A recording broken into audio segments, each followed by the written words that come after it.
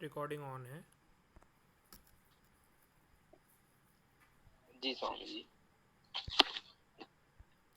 हाँ चाहो तो तुम भी कर लो, हो जाएगा तो हटा देना जैसा भी हो। ओम हम ब्रह्म।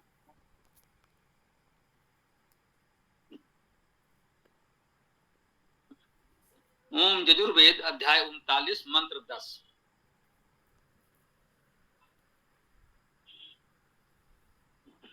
ओम लोमभ्या स्वाहा, लोमभ्या स्वाहा, त्वचे स्वाहा, त्वचे स्वाहा, लोहिताय स्वाहा, लोहिताय स्वाहा, मेदोभ्या स्वाहा, मेदोभ्या स्वाहा, मांसेभ्या स्वाहा, मांसेभ्या स्वाहा, स्नावभ्या स्वाहा, स्नावभ्या स्वाहा, अस्तभ्या स्वाहा, अस्तभ्या स्वाहा, मज्जभ्या स्वाहा, मज्जभ्या स्वाहा, रेतसे स्वाहा, पायवे स्वाहा।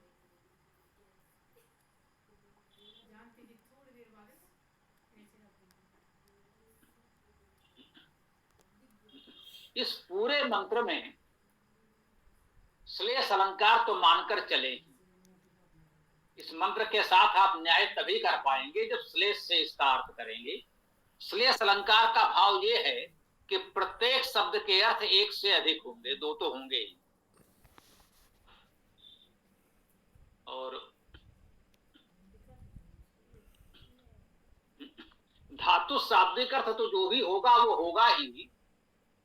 ये सभी शब्द एक साथ जिस रूप में आए हैं, कहीं ना कहीं योगरूढ़ अर्थ में शरीर के अवयव की ओर संकेत तो कर ही रहे हैं। इसे पूरी तरह हम नकारना भी नहीं चाहते, यद्यप हम मानते हैं कि धातुज अर्थ के अनुसार हम इसका अर्थ करेंगे तो व्यापक अर्थ मिलेगा, आध्यात्मिक अर्थ वही होगा, बिल्कुल ठीक होगा। परंतु पूरा का पूरा मंत्र जिस तरह से प्रत्येक शब्द शरीर के अवयवों की ओर संकेत कर रहा है, तो ऐसा है कि पूरी तरह इस भाव को नकारा भी नहीं जाना चाहिए। अन्यथा लोग कहेंगे कि भाई आप तो ऐसी व्याकरण लगा रहे हैं कि जैसे मंत्र आपको प्रत्यक्ष ध्यान ही नहीं दे रहे हैं। तो यहां पर हमने कहा उसका उपाय ये है कि श्लेष अलंकार से दोनों ही अर्थ माने जाएं।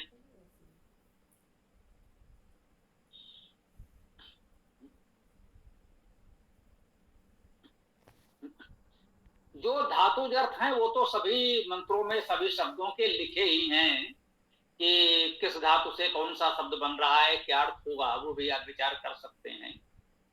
प्रत्यक्ष जो शरीर के अवयव के रूप में अर्थ दिखाई पड़ रहे हैं, मान लें कि उसका भी उपयोग है, महत्व है, तो क्या अर्थ निकलता है, हम थोड़ा इस पर विचार करना चाहते हैं। लोमभ्या स्वाहा, लोमों के लिए स्वाहा। ये लोम क्या है? सामान्यतः रोम कहा जाता है, रोए शरीर के लिए जो होते हैं, शरीर पर जो रोए हैं, छोटे छोटे बाल पूरे शरीर पर होते हैं थोड़े बहुत, उनको रोया अभी हम लोग बोलचाल में बोलते हैं। संस्कृत में रोम शब्द है, उसके लिए लोम शब्द भी है, क्योंकि व्याकरण का सूत्र है रलयो अभेदा। सामान्यतः जब धातुओं से शब्द बनते हैं तो रा और ला में अभेद होता है, अर्थात रा के स्थान पर ला और ला के स्थान पर रा हो जाता है। अब लोम का शाब्दिक अर्थ जब करेंगे तो ला मानकर भी धातु खोज सकते हैं और रा मानकर भी धातु खोज सकते हैं, अर्थात इसमें लू धातु भी हो सकती है और रू धातु भी हो सकती है। तो लू धातु या रू धातु मानकर इसका शाब्दिक अर्थ आप ग्रहण कर सकते हैं। जो योग रूढ़ अर्थ है शरीर के अवयव के रूप में, तो वो तो हो गया शरीर के रोम, रोए।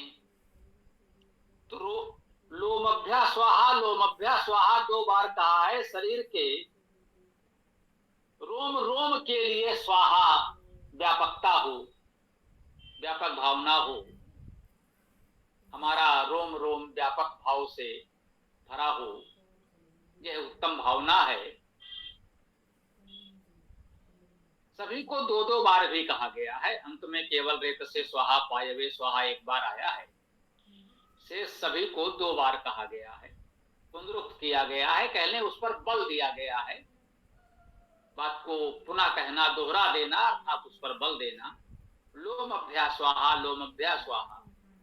शरीर के रोमों के लिए स्वाहा, रोमों के लिए स्वाहा, रोम रोम के लिए स्वाहा। ऐसा भाव जिसे हम लोग कहते हैं रोम रोम के लिए, तो देखिए पुनरुक्त हो गया लोक व्यवहार में भी, वर्तमान भाषा में भी। तो उसी को वैदिक भाषा में मंत्र में कहा गया, लोम अभ्यास स्वाहा, लोम अभ्यास स्वाहा। त्वचे स्वाहा, त्वचे स्वाहा, त्वचा के लिए स्वाहा, त्वचा के लिए स्वाहा। त्वचा हम सब जानते हैं। लोहिताय स्वाहा, लोहिताय स्वाहा, लोहित के लिए स्वाहा। अब ये लोहित यहां पर क्या है? सामान्य अर्थ में लोहित का अर्थ शरीर का रक्त मानते हैं। लोहित में भी धातु तो लू होगी,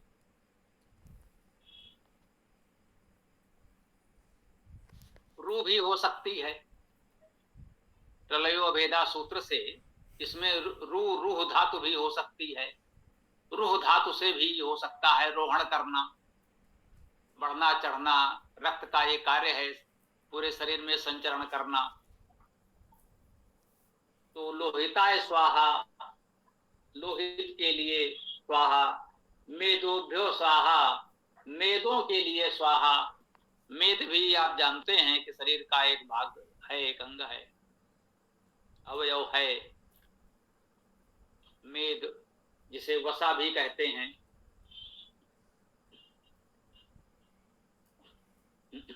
फिर कह रहे हैं मांसेभ्या स्वाहा, मांसेभ्या स्वाहा। मांसों के लिए स्वाहा। देखिए सब बहुवचन में आ रहे हैं। लोमभ्या भी, त्वचे एक वचन में है, त्वचा तो एक साथ कहा गया, पूरे शरीर में त्वचा एक माना गया। लोहिताय भी एक वचन में है। मेदोभ्या बहुवचन में है। मांसेभ्या बहुवचन में है। मांसों के लिए स्वाहा। स्नावभ्या स्वाहा, ये भी बहुवचन में है। स्नायुओं के लिए स्वाहा, जिस शरीर में जो भी स्नायु नस नाड़ी आदि हैं उनके लिए स्वाहा। अस्थभ्या स्वाहा, अस्थभ्या स्वाहा, जो शरीर में अस्थियां हैं, हड्डियां हैं हम कहते हैं, उन अस्थियों के लिए स्वाहा। मज्जभ्या स्वाहा, मज्जभ्या स्वाहा, मज्जाओं के लिए स्वाहा। अस्थि और मांस के मध्य मज्जा होती है, तो उस मज्जा के लिए भी स्वाहा। यहां ये कह सकते हैं कि वेद में भी, प्राचीनतम ग्रंथ वेद में भी शरीर के भीतर की इतनी संरचना की जानकारी तो दी जा रही है जो कह सकते हैं एक सामान्य को तो नहीं हो सकती। जिसने शरीर का सूक्ष्म अध्ययन न किया हो, चिकित्सा शास्त्र की जानकारी न हो, उसे तो नहीं हो सकती। आज भी जन सामान्य को नहीं। इतना कह सकते हैं, विद्या शिक्षा का विकास प्रसार होने पर भी जन सामान्य को अभी भी इसकी जानकारी नहीं। जो सुशिक्षित लोग हैं उनको ही जानकारी। विशेष जानकारी तो उन्हीं को है जो चिकित्सा शास्त्र पढ़ रहे हैं। वेद में इसकी इतनी सूक्ष्म जानकारी दी गई है, केवल ऊपर से दिखने वाले अंग यदि बताए जाएं, सिर, मुख, आंख, हाथ, पैर इत्यादि, तब तो कह सकते हैं सामान्य बात है, हर कोई जानता है।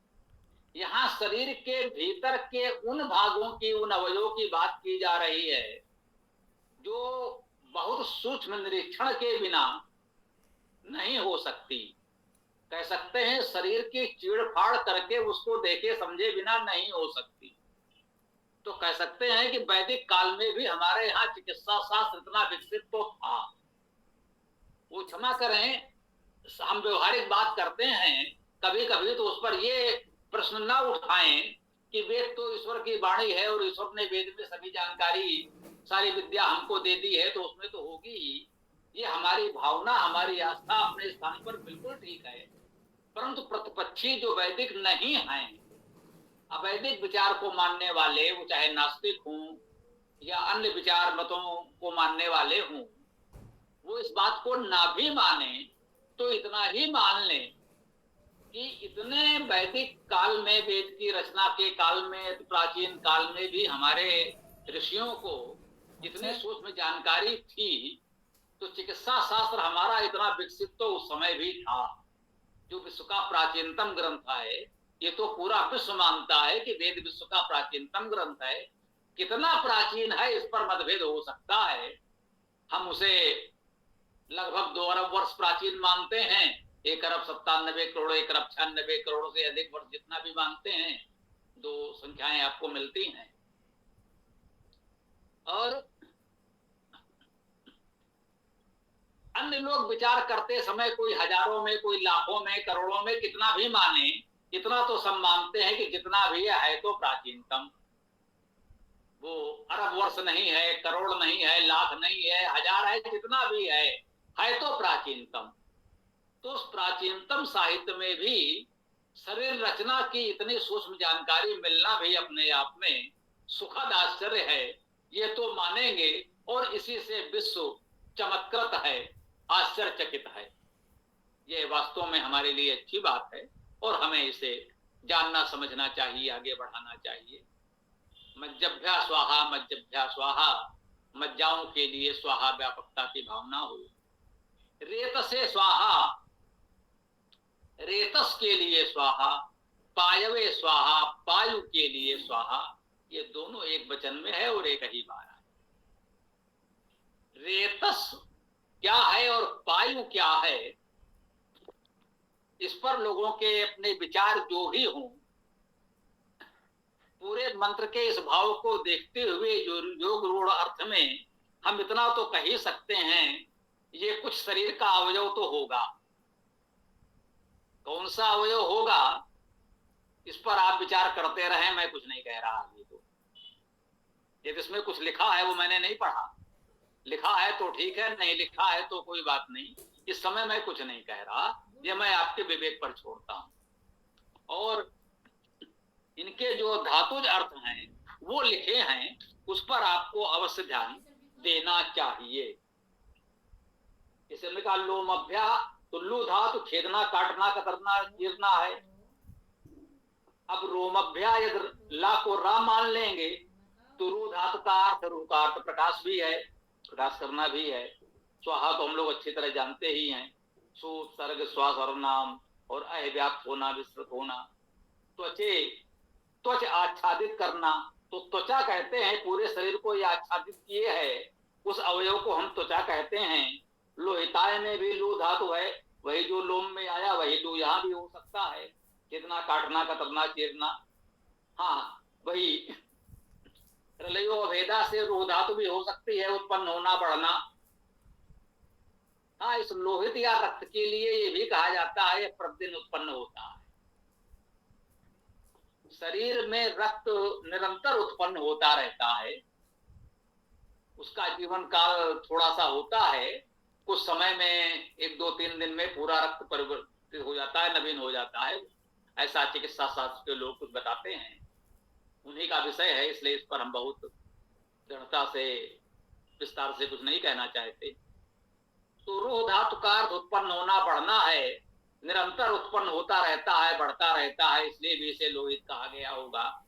मेदोभ्य स्वाहा, मेद का, मेद धातु का जो अर्थ है समझना, जानना, दुख देना, पीड़ा करना भी है, समझना, जानना भी है। और मेद का वसा का अर्थ लिया जाता है, किसी रूप में लिया गया होगा, उसका इससे क्या संबंध है कह नहीं सकते। दुख पीड़ा से हो सकता है उसका कुछ संबंध हो। देखिए एक शब्द आया यहाँ मांसेभ्या, क्योंकि शरीर के अवयवों की बात हो रही है, इसलिए मांसेभ्या का अर्थ तो सहज भाव से मांस हम मान सकते हैं। शरीर के अवयव के रूप में यहाँ पर मांस है, जब सभी अवयव उस तरह से ग्रहण करेंगे तो यहाँ मांस का अर्थ भी मांस ले लेंगे। परंतु यदि धातुज अर्थ देखेंगे तो मांस में मा या मन धातु हो सकती है। मा धातु का अर्थ मान करना, मापना, समानता दर्शाना। मन धातु का अर्थ विचार करना, मान्य करना होगा। तो यदि कहीं पर मांस का शब्द आए किसी मंत्र में और वहां शरीर की इस तरह की बात न हो, पूरा मंत्र तो कहीं कुछ कह रहा है, केवल मांस शब्द देखकर मान लीजिए मांस के किसी रूप में भक्षण खाने की बात ही आए, अभी तक मुझे कोई ऐसा मंत्र मिला नहीं है। यदि कहीं किसी को मिले, हो सकता है ध्यान न गया हो, असंभव नहीं है, मैं बराबर कहता हूं, सब कुछ तो स्मृति में नहीं होता। और इस दृष्टि से मैंने वेद पढ़ा भी नहीं कि किसी विचारधारा को हमें स्थापित करना है या उसे काटना है। हमने तो सहज भाव से वेद पढ़ा, जो कुछ वेद कहता है धातु अर्थ समझते जाओ। कभी हमने शास्त्रार्थ की दृष्टि से वेद नहीं पढ़ा कि हम मांस के समर्थन या विरोध में कहीं बोलेंगे तो वो मंत्र हम अलग से रख लें, उपयोगी होगा, ऐसा हमने नहीं किया है। जो करना चाहें कर सकते हैं, अच्छी बात है, उसका भी उपयोग होगा। तो यदि वहां मांस के ग्रहण करने के स्वरूप में कोई बात आए भी, तो वहां पर हम मान करना या मनन विचार करना का अर्थ लगाकर देखें तो संभवतः अधिक उपयुक्त तो अर्थ ग्रहण हो जाए। यदि धातु से यजुंस बनता है, यजुस का बहुवचन है, वैसे ही मन धातु से मांस बनेगा। मनांश शब्द भी बनता है मन धातु से। और हाँ, संभवतः हमने कहा था कि ये मीमांसा शब्द भी इसी मन धातु से ही तो बना है। जब मीमांसा बन सकता है तो मांस भी बन सकता है। अब यहाँ मैं पुनः कहता हूं, कृपया आप कोई व्याकरणाचार शास्त्रार्थी ये ना कहे कि अब आप तत्काल कोई पाणिनि जी का सूत्र बताइए, नहीं वो आप खोजिए। हम इतना ही कहते हैं कि वेद किसी के सूत्र से नहीं चलता, वेद में एक सहज भाव से व्यापक अर्थ में संभव है, इसीलिए सहज भाव से हम आपको वेद पढ़ा रहे हैं। कहीं सूत्र होगा तो व्याकरणाचार्य आपको अच्छी तरह समझा भी देंगे, और नहीं भी होगा तो भी हमारे अर्थ में उससे कोई अंतर नहीं पड़ता। इस तरह की प्रवृत्ति वैदिक भाषा में है, तो मन से मांस बन सकता है, यह संभव नहीं। तो यदि कहीं मांस का प्रयोग उस रूप में आए तो आप देखें विकल्प में उसका धातु अर्थ लेने पर दूसरा अर्थ भी संभव है या नहीं।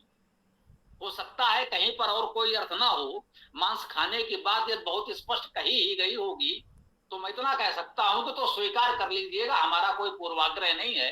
अब तक हमको नहीं मिला है वेद में मांस खाने की बात, इसलिए मैं कहता हूं कि भाई अब तक हमें नहीं मिला है, नहीं है।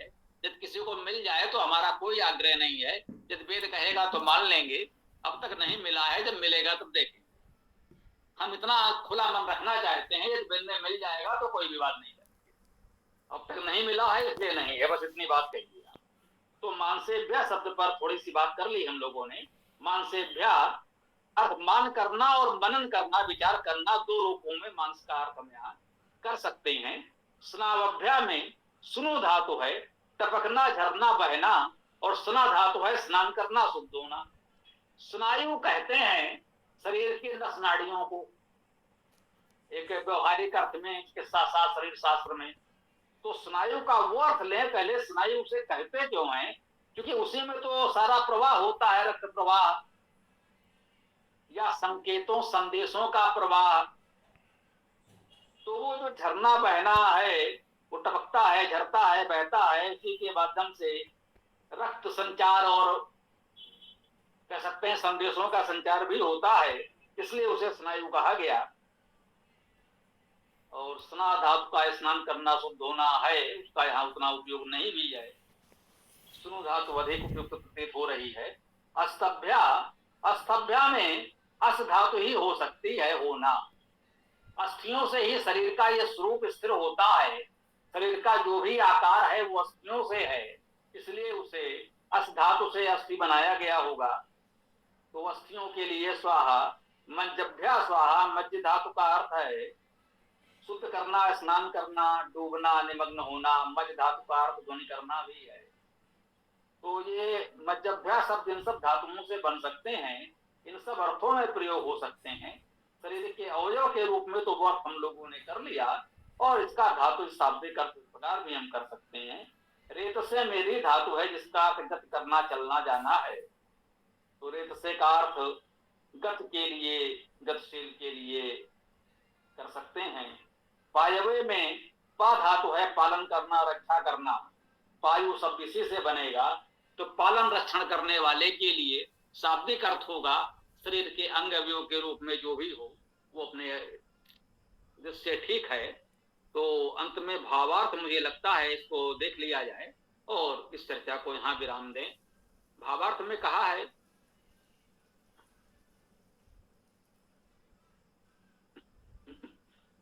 शरीर के अंग प्रत्यंग के लिए स्वाहा अर्थात व्यापकता की कामना की गई है। हमारे पास जो कुछ भी है वह परमात्मा का ही है। इस उदात्त भावना के साथ चेतना को व्यापक बनाएं। परमात्मा का दिया हुआ जीवन तथा शरीर उस प्रभु के लिए तथा उसके उपासक सज्जनों के लिए समर्पित है। ये भाव इस मंत्र से हम ग्रहण कर सकते हैं और यहाँ पर हम अपने इस मंत्र चर्चा को विराम देते हैं। आगे आप लोगों का जो भी प्रश्न विचार आदि हो प्रस्तुत कर सकते हैं। ओम। स्वामी जी, मैंने अथर्ववेद में एक दो बार ऐसा मांस शब्द देखा था जिसका अर्थ उन्होंने श्री पंडित हरिशरण सिद्धांकलंकार जी ने किया है, मन को प्रिय लगने वाले पदार्थ। क्या ये अर्थ सही है स्वामी जी? देखिए, मैंने कहा तो मन धातु से मांस बनेगा, तो मन का तो अर्थ ही हो गया विचार करना, मनन करना, तो वही हो गया मन धातु से ही तो उन्होंने बनाया मन। अब वो प्रिय लगने वाले पदार्थ अपनी ओर से जोड़ करके अर्थ पूरा करने का प्रयास किया होगा। तो मांस का अर्थ हो गया मन, मननीय, मन के अनुकूल, मनन के अनुकूल, विचारणीय। तो शाब्दिक अर्थ यही हुआ, उस रूप में उन्होंने उसका अर्थ ले लिया है तो ठीक है। क्योंकि हाँ, ये बात कि हमारे अलावा अब तक कोई किसी का ऐसा वेद भाष्य देखने में नहीं आया। कुछ पाठ्य पुस्तकों के लिए तो कुछ लोगों ने कुछ सूक्तों के अर्थ किए हैं ठीक ठीक थोड़ा बहुत, परंतु सामान्यतः जिन लोगों ने भी वेद भाष्य किया है शब्दों का अर्थ ठीक करते हुए भी अपनी ओर से बहुत कुछ जोड़ करके उन्होंने कुछ अपनी बात कहने का प्रयास किया है। तो ये थोड़ा सा अंतर दिखता है। इसे मैंने कहा शाब्दिक अर्थ तो मन धातु से है, मननी विचारणी उतना ठीक है। अब उन्होंने प्रिय लगने वाले पदार्थ जो कर दिया, अब मांस में पदार्थ कहां से लाएंगे, प्रिय लगने वाले कहां से लाएंगे? तो ये कह लीजिए कि उन्होंने अपनी बात को स्पष्ट करने के लिए कुछ दो शब्द अपनी ओर से जोड़ करके बात पूरी की है, ऐसा हम मान सकते हैं। जो हमने कहीं भी कुछ अपनी ओर से जोड़ा नहीं है, ये हमारा अपना संकल्प है कि वेद मंत्र में कुछ अपनी ओर से जोड़ा ना जाए, जो शाब्दिक अर्थ है उतना ही रख दिया जाए तो पर्याप्त है। ओम। धन्यवाद स्वामी जी महाराज। आचार्य जी नमस्ते। आचार्य जी, अपने वार्तालाप में आपने ये बात कही कि मांसाय स्वाहा में हमें अभी तक वेद में मांसाहार की बात नहीं मिली है कि मांसाहार करना चाहिए या नहीं करना चाहिए। फिर भी हमें कोई पूर्वाग्रह नहीं है कि अगर किसी को मिलती है तो हमें कोई आपत्ति नहीं है। मेरा ये कहना है कि हमारा कोई स्टैंड तो होना चाहिए ना। जैसे आपने वेद शास्त्रों का इतना अध्ययन किया है, आपको नहीं मिला है तो आप दृढ़ता पूर्वक कह सकते हैं कि भाई मांसाहार की बात नहीं है, वेद में मांसाहार कहीं पर भी नहीं है। तो हम ये दृढ़ता पूर्वक कह सकते हैं। अगर किसी को मिले तो उसका अर्थ ले सकता है, तो इससे तो कंफ्यूजन क्रिएट होगा। मतलब हम अपने स्टैंड पे तो बरकरार रहे, ऐसा मेरा सोचना है। थोड़ा सा प्रकाश डालें आप प्लीज। अत्युत्तम प्रश्न है और हम सबको इस विषय में बिल्कुल स्पष्ट होना चाहिए। निश्चित रहें, हम कहीं भी भ्रमित नहीं हैं और किसी को भ्रमित करते भी नहीं हैं। इतने समय से आप जुड़े हैं, आपने देखा होगा हम प्रश्नों से भागते नहीं हैं। चाहे जितना टेढ़ा मेढ़ा प्रश्न आए, हम सीधा उत्तर देते हैं। तो हम सभी विषयों में हमारे विचार स्पष्ट हैं, उसमें कहीं कोई भ्रम या इधर उधर भटकने की बात ही नहीं है। हम सीधी बात सीधी तरह से कहते हैं। इस विषय में हमारा मानना यही है, बात केवल मांस की नहीं है। इतनी बात हो तो बिल्कुल कह सकते हैं। हमने कहा तो हमको तो नहीं मिला है भाई, यदि कोई कहता है मिलेगा तो खोज के लाइए आप। अब ये दायित्व तो आपका है ना। यदि कोई कहता है कि वेद में मांसाहार की बात है तो ये दायित्व उसका है, खोज के लाए। हमने तो दृढ़ता से कह दिया कि भाई हमको तो नहीं मिला अब तक। हमने इतना अध्ययन किया, जो कुछ हमसे बल पड़ा, जो कुछ थोड़ा बहुत अध्ययन मैंने किया, मुझे तो नहीं मिला। अब कोई भाई कहता नहीं नहीं मैंने पढ़ा है तो ढूंढ के दिखाइए किस मंत्र पे है, उस मंत्र पर हम विचार करेंगे, अच्छी बात है। तो ये हम कहते हैं कि हमारे लिए वेद प्रमाण है, व्यक्ति प्रमाण नहीं है। तो आप कहीं भी जाकर ये ना कहें कि स्वामी शरण जी कह रहे थे कि वेद में मांसाहार नहीं है, आप गणता से ये कहें कि भैया वेद में मांसाहार नहीं मिला है। कौन व्यक्ति कह रहा था वो महत्वपूर्ण नहीं है, भैया आपको मिले वेद में मांसाहार तो हमको बताइएगा, हम आपकी बात सुनेंगे। हम किसी व्यक्ति को प्रमाण नहीं मानते, हम तो वेद को प्रमाण मानते हैं।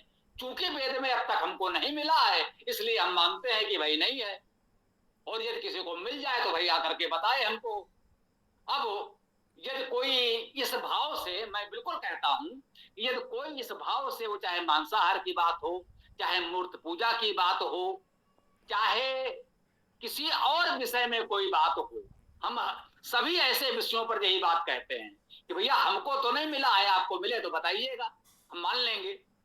अब आप यदि इसी भाव से आप वेद का अध्ययन करेंगे कि हमको वेद में मूर्त पूजा खोजना है, हमको वेद में मांसाहार खोजना है, अरे बड़ी अच्छी बात है, इसी बहाने कम से कम आप वेद का अध्ययन तो करेंगे। और जब आप वेद का अध्ययन कर लेंगे तो अपने आप का आपके समझ में आ जाएगा कि सत्य क्या है।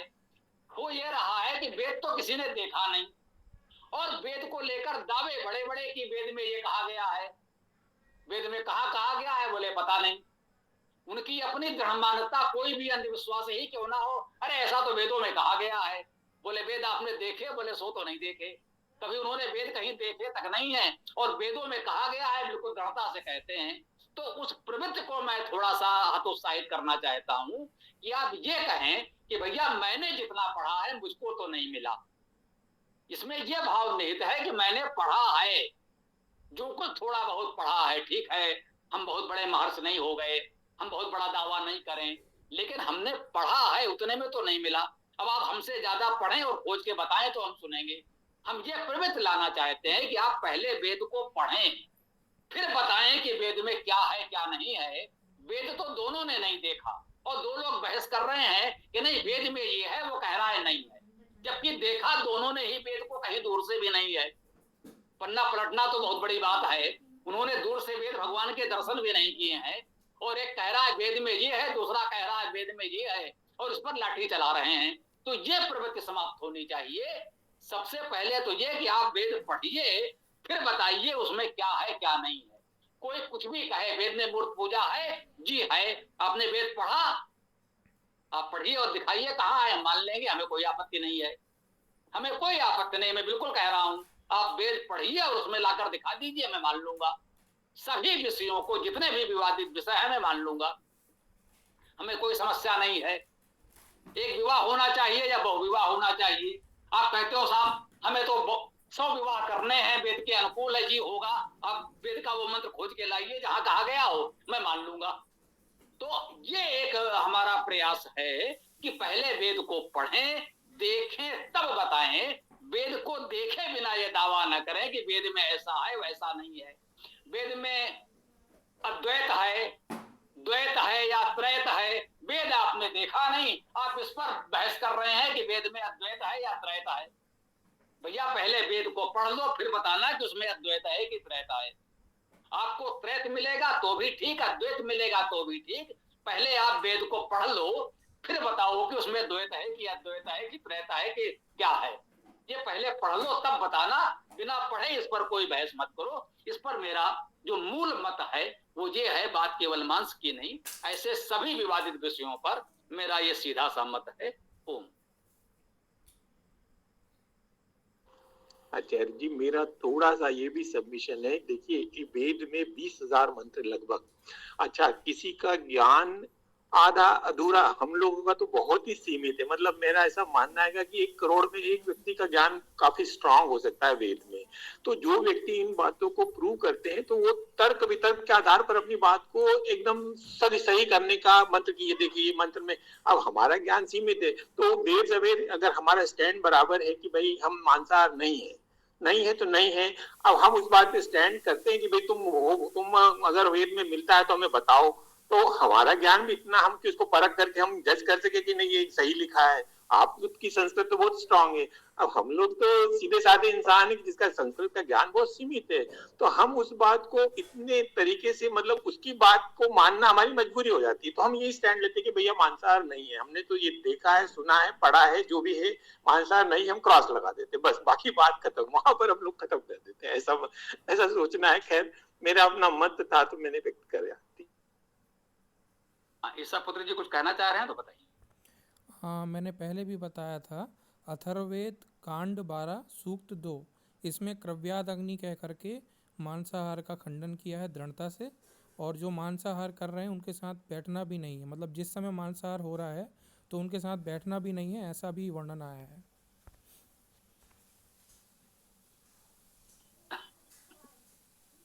देखिए भैया ने अपनी बात रख दी, तो सबको इस तरह अपनी बात रखने का अधिकार है। उन्होंने अपनी बात रखी, बहुत अच्छा लगा, आप भी सहमत होंगे उन्होंने जो कुछ भी कहा। तो हम चाहते हैं कि हम लोग अपना स्तर इस तरह से उठाएं और इधर प्रयास करें, वेद का स्वाध्याय बढ़े, ये आवश्यक है। अन्य बातों पर विचार किए बिना हमारा अपना एक छोटा सा मत है, आवश्यक नहीं कि आप हमसे हर बात में सहमत हो, आपको असहमत होने का पूरा अधिकार है।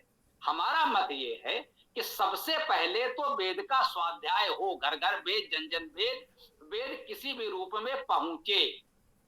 जैसे सभी ईसाइयों के यहाँ बाइबल मिलती है।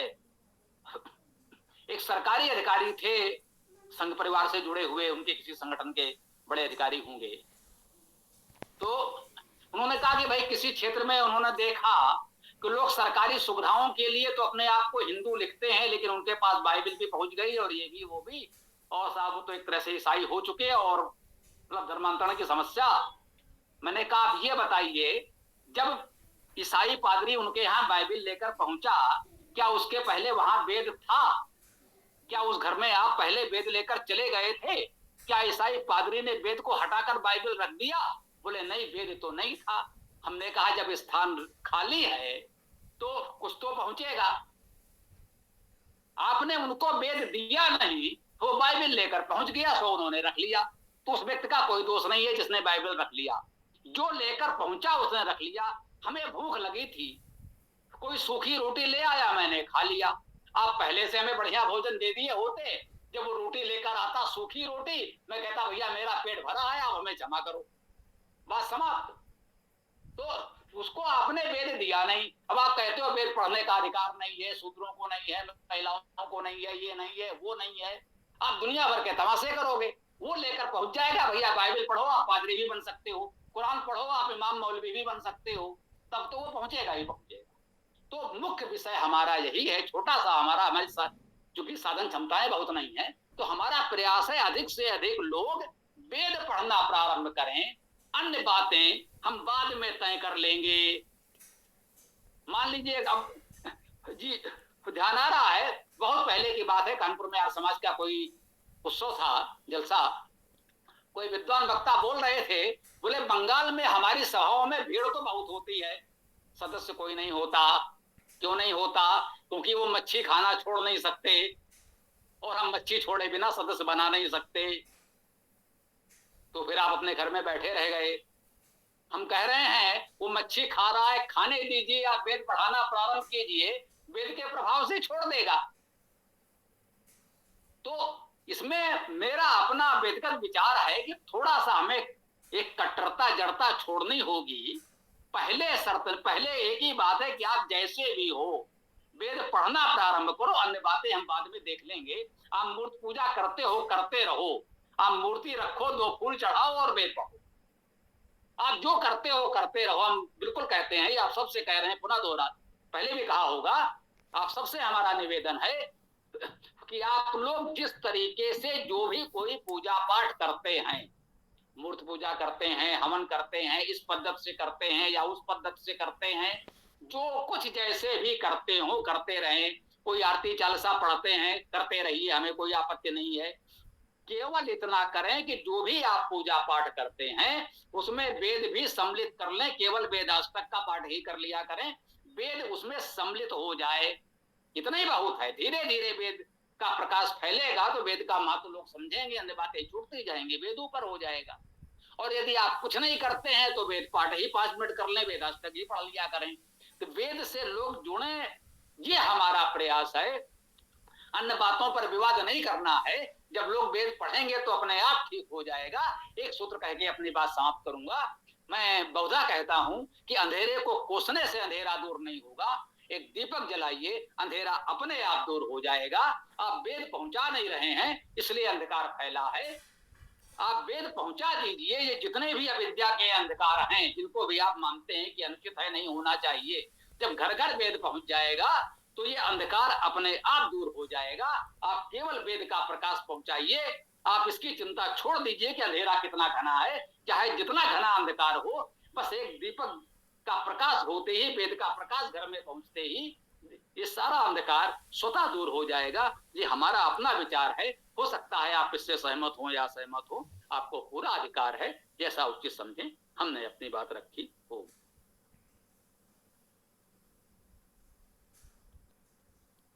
बहुत बहुत धन्यवाद स्वामी जी। आपके इस विचार पर मुझे आचार्य रजनीश जी के एक प्रवचन का अंश याद आ गया, जिसमें उन्होंने बताया था कि एक चोर था जिसका कोई गुरु नहीं था, तो वो बार बार उससे सभी साथी से पूछा करते थे, भाई तेरा गुरु कौन, तेरा गुरु कौन। तो किसी ने उसको बोलता, जाके अपना नागार्जुन को क्यों नहीं गुरु बना लेता। तो वो चोर तो था ही, तो रात में जाके पहुंच गया नागार्जुन के घर में, कूद के देखा उसे नागार्जुन पढ़ रहे हैं। उन्होंने इधर से देखा कुछ कूदा हुआ है, ठीक है, फिर अपने लगे रहे कार में, उसने ध्यान नहीं दिया। थोड़ी देर बाद चोर आके उनके सामने खड़ा हो गया। नागार्जुन ने फिर भी कुछ नहीं कहा, तो फिर उसने कुछ आवाज की। नागार्जुन ने उसके देखा, क्या बात है। बोले आप मुझे गुरु बना लीजिए, मुझे चेला बना लीजिए, मेरे गुरु बन जाइए। बोले हाँ बन गए। चोर चला गया। फिर उसके साथियों ने पूछा, मैं गुरु बनाया। बोले हाँ मैंने गुरु बना लिया। बोले किसको बनाया, नागार्जुन को बनाया, तुमने तो कहा था। बोले कैसे बनाया। बोले ऐसे ऐसे हुआ। अरे बोले उन्होंने मंत्र मंत्र दिया। अरे तो मैं पूछना ही भूल गया। तो फिर प्रयास करते करते फिर घुस गया, फिर जाके खड़ा हो गया। नागार्जुन जी ने पूछा, भाई क्या बात है। बोले गुरुजी आपने मुझे अपना चेला तो बना लिया, आप मेरे गुरु भी बन गए, लेकिन आपने मुझे मंत्र तो दिया ही नहीं। तो नागार्जुन ने कहा ठीक है, जो भी काम करो जागते हुए करना। बड़ा खुश हुआ, चला आया। फिर उसके साथियों ने पूछा, भाई क्या हुआ। बोले उन्होंने कहा जागते हुए करना। बोले यार ये क्या होता है। बोले ठीक है, बोला जागते हुए करना तो जागते रहेंगे, उसमें क्या है। तो फिर कुछ दिन बाद चोर पहुंचा वापिस। नागार्जुन ने पूछा, भाई क्या बात है। बोले नहीं गुरुजी मेरी बात ये है कि मैं सारा काम तो जागते हुए ही करता हूँ, तो आपने बोला जागते हुए करो, तो मैं समझ नहीं पा रहा हूँ जागते हुए क्या करना। अच्छा अच्छा अच्छा, भाई देखो तुम जो हो, जैसे जागने का मतलब ये होता है कि तुम कोई भी काम करते हो। क्या काम करते हो। बोले मैं चोरी करता हूँ। बोले ठीक है, तो चोरी करने के लिए क्या करते हो, धनी के घर के आसपास जाके चक्कर लगाते हो, देखते हो कहाँ से मैं सेंध लगाऊं, कहाँ से घुसूं। बोले हाँ हाँ। फिर उसके बाद में जाकर के धनी को जो है बांधते हो, उसकी मार पिटाई करते हो, उसकी तिजोरी लूटते हो। बोले हाँ। फिर उसका सामान निकालते हो, रुपया पैसा सोना चांदी जो भी होता है। हाँ हाँ हाँ। तो बोले इसको जागते करो कि मैं धनी के घर में घुसा, मैंने अब धनी को पीट रहा हूँ, मैंने धनी की तिजोरी तोड़ी, मैंने धनी का सामान निकाला, मैंने धनी की धन संपत्ति सोना चांदी आदि निकाला, अब मैं निकल के जा रहा हूँ। ऐसे जी गुरु जी गुरु जी। चला आया। फिर लोगों ने पूछा ये कैसा गुरु मंत्र भाई। बोले नहीं मैं तो गुरु जी की बात मान लिया, तो मैं तो यही करूंगा। कुछ दिन बाद चोर फिर वापस आके खड़ा हो गया। तो नागार्जुन ने पूछा भाई क्या हुआ। बोले गुरु जी मैं चोरी नहीं कर पा रहा। तो बोले चोरी नहीं कर पा रहा तो दूसरा काम कर। भाई किसने कहा तुझसे चोरी कर। तो बोले गुरुजी मुझे कुछ और तो आता ही नहीं है। बोले ठीक है कल दिन में आना, बताऊंगा तुझे।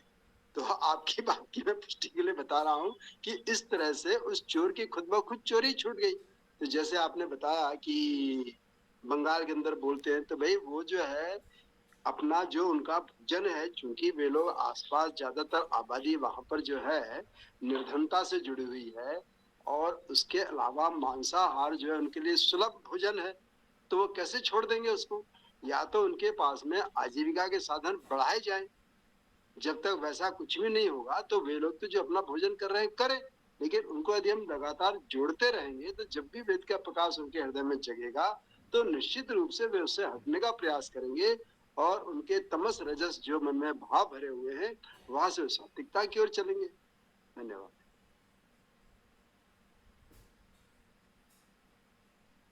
अति उत्तम। तो अब समय हो गया है, तो वेदाष्टक का पाठ करें, आज के सत्र को समापन की ओर ले चलें। ऋग्वेद प्रथम मंत्र। ओम अग्निमीळे पुरोहितं यज्ञस्य देवं ऋत्विजं होतारं रत्नधातमम्। ऋग्वेद अंतिम मंत्र। ओम समानी वह आकुतिः समाना हृदयानि वह समानम अस्तु वो मनः यथा वह सुसह असति। सामवेद प्रथम मंत्र। ओम अग्ने आयाहि वीतये क्रीडानो हव्यदातये निहोता श्रत्सिवर्हिषि। सामवेद अंतिम मंत्र। ओम स्वस्ति नः इंद्रो वृद्धश्रवाः स्वस्ति नः पूषा विश्ववेदाः स्वस्ति न तार्क्ष्यो अरिष्टनेमिः स्वस्ति नो बृहस्पतिः दधातु।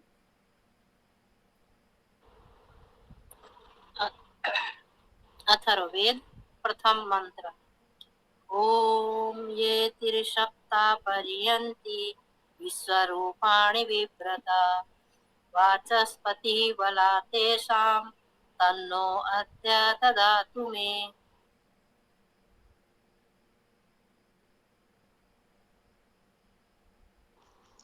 अथर्ववेद अंतिम मंत्र। ओम पनाय्यं तत अश्विना कृतं वाम वृषभो दिवो रजसः पृथिव्याः सहस्रं चंसाः उतये गविष्टौ सर्वान् इत्तान् उपयाता विबध्ये।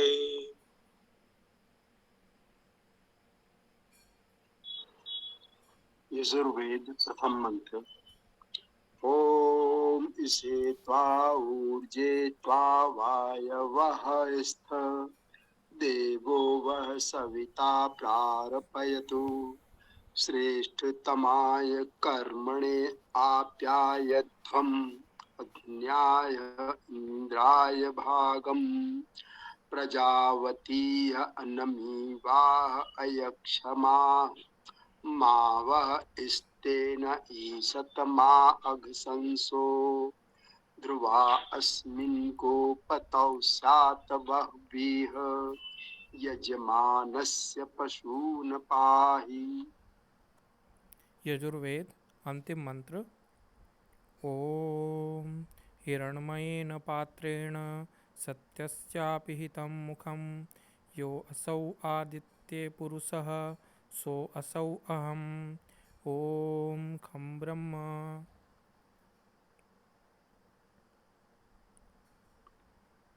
ओम। तो आज के इस सत्र को यहाँ विराम देते हैं। कल वेद कक्षा में हम लोग पुनः मिलते हैं। ओम स्वस्ति, ओम नमस्ते, ओम खम ब्रह्म, ओम खम ब्रह्म, ओम खम ब्रह्म।